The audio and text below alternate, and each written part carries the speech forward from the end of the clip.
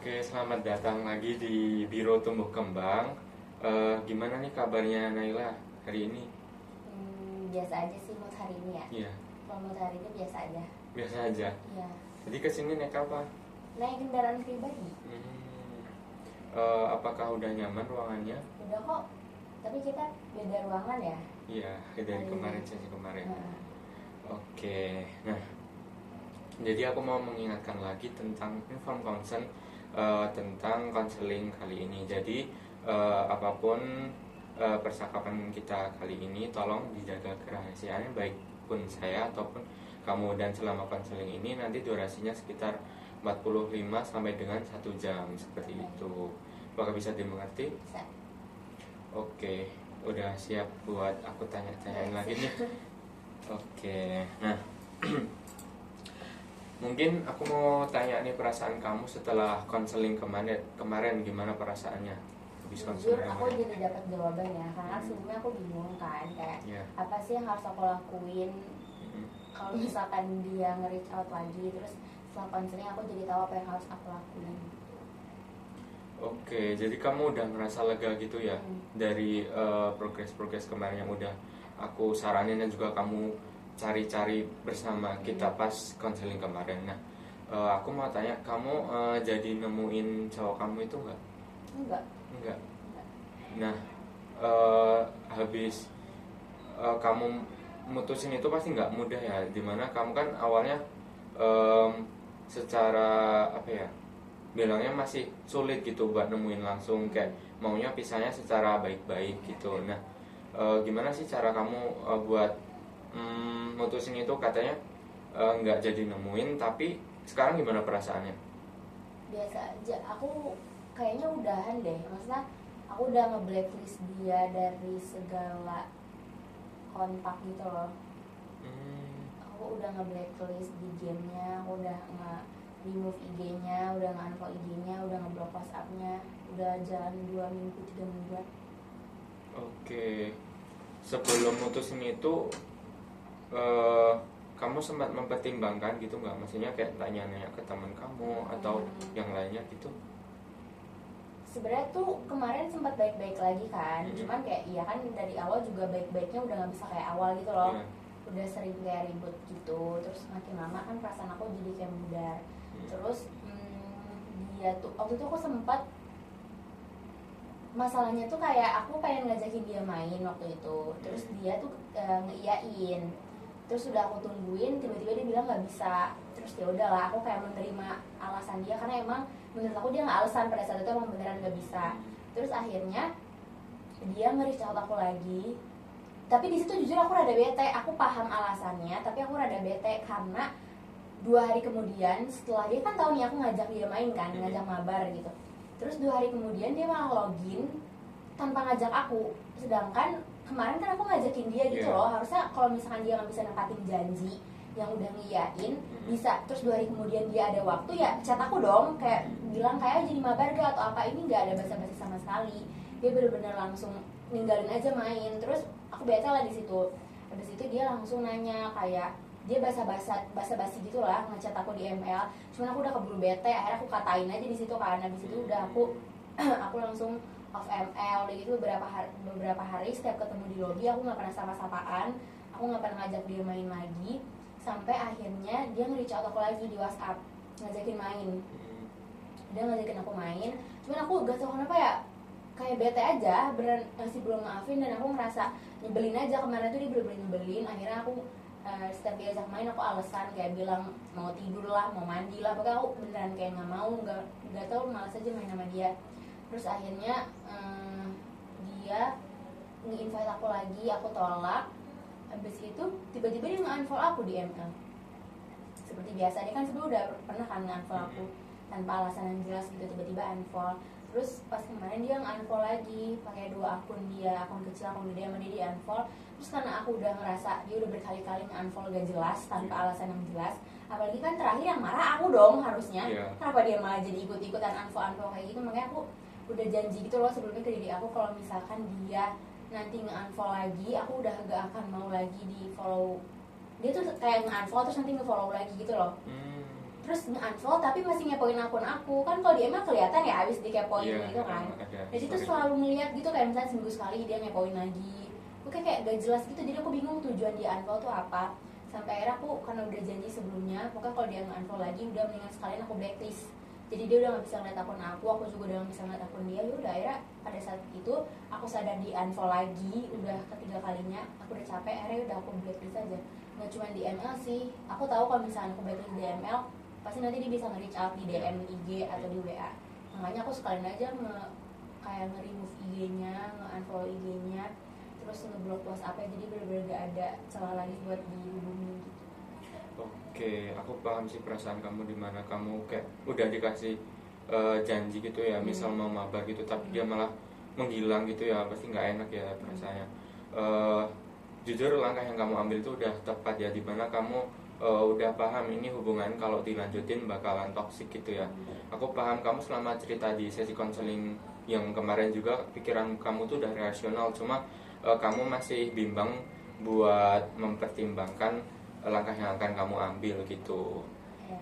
Nah dari mungkin aku mau tanya lagi nih, cowokmu ini sempat menghubungin lagi nggak di mungkin lewat email ataupun lain sebagainya? Enggak. Udah ada. Berarti udah totally lost kontak gitu ya? Udah 2 mingguan lebih kayaknya ya udah enggak. Hmm, Oke, gimana perasaan kamu habis ngelakuin hal itu, ngambil keputusan itu? Jujur biasa aja. Kayak kemarin kan aku selalu kayak Hmm. setiap aku kayak gitu aku kangen kan kayak Iya. guring-guringan sendiri gitu, tapi sekarang aku biasa aja karena pas aku nge-unfollow dia itu tuh aku udah yakin gitu loh, kayak udahlah capek, udah males. Dan emang ya perasaan aku makin kesini makin berkurang, jadi kayak ya udah. Makanya pas kemarin aku ngambil langkah itu aku udah 100% aku kayak ya udah bisa gitu. Dan ya udah 2 mingguan atau 3 minggu gitu ya, bisa-bisa aja sih aku nggak nyariin nggak apa gitu. Keren, udah langkah yang kamu ambil itu udah tepat gitu. Nah mungkin aku mau tanya nih, dari angka 1 sampai 10 itu, yang angka 1 ini misal kamu belum terlalu mengikhlaskan, angka 10 itu udah mengikhlaskan gitu, kamu di angka berapa itu? Kayaknya 8 deh. 8 ya, udah cukup tinggi. Oke. Mungkin masih ada nggak sih perasaan yang mengganjal gitu di diri kamu? Mengganjalnya tuh lebih kayak sesi konseling pertama sih, maksudnya kita lagi dan lagi pisahnya tuh gak jelas kan, maksudnya kayak putusnya tuh ya aku langsung main blok aja gitu loh. Dia pun sama kan nge-unfollow, tapi kayak ya gimana, emang dari awal kita deket tuh itu loh, setiap kita ribut tuh kayak gitu cara yang kita pakai. Makanya kayaknya emang udah dia mikirnya ya udah gini aja, aku kan cuma mirroring, aku ngelakuin apa yang dia lakuin, jadi ya udah aku ngerasa ngeganjelnya. Maksudnya aku kan gak bisa ya benci yang kayak gimana gitu kan sama dia, apalagi aku juga udah hampir 1 tahun.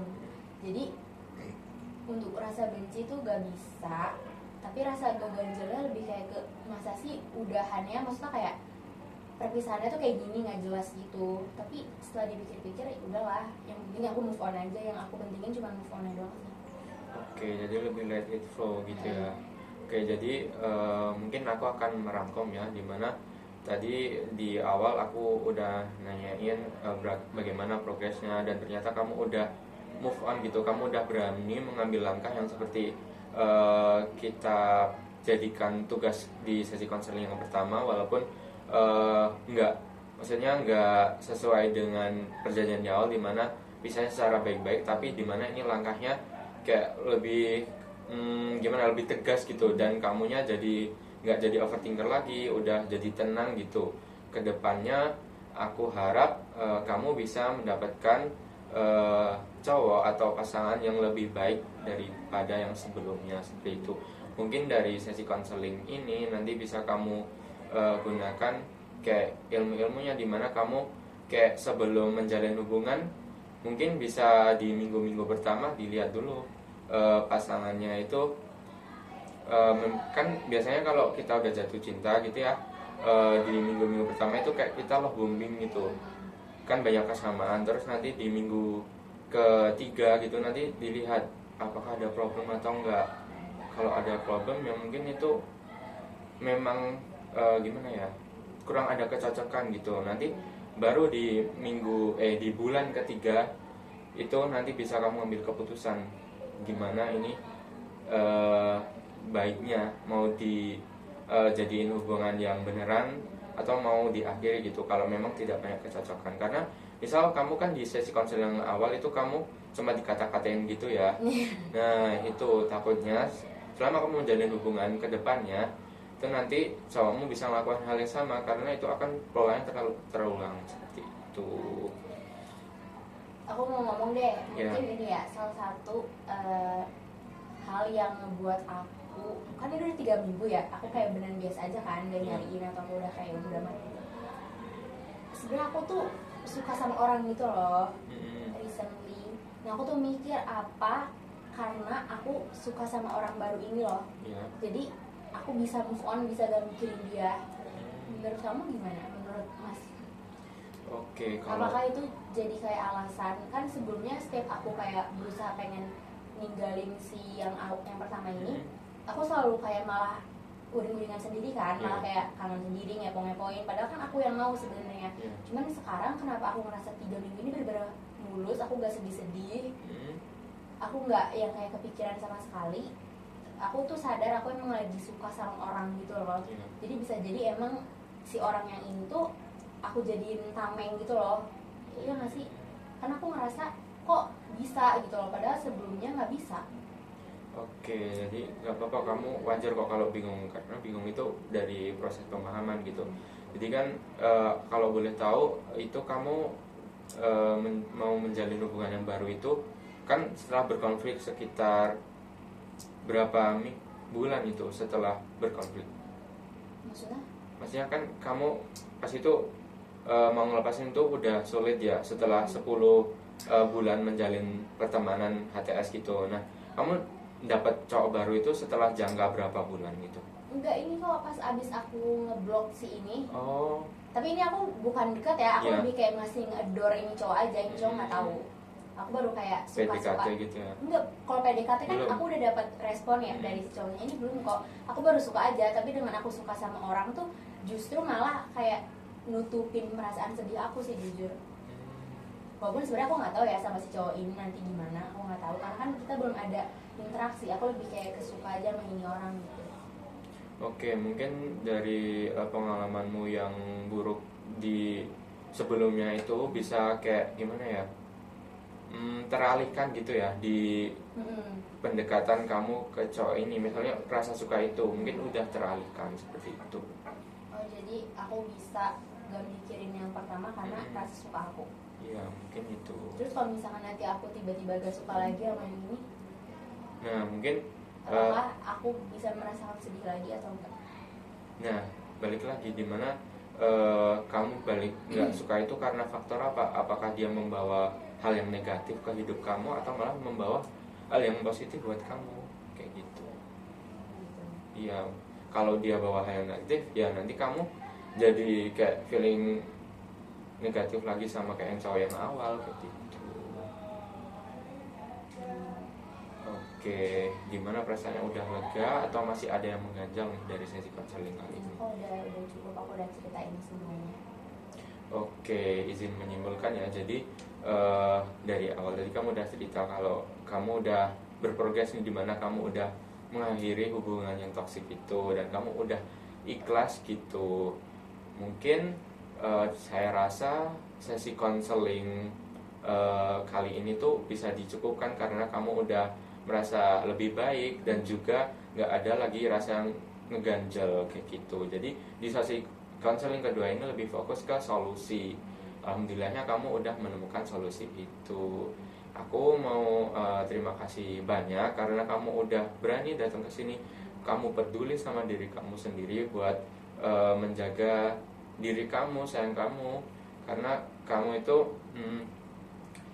sesosok yang gimana ya, harus disayangin gitu. Nggak boleh gitu kalau misal kita gimana ya, dibikin kayak nangis, sedih kayak gitu. Karena kita sesama manusia harus saling mengasihi seperti itu.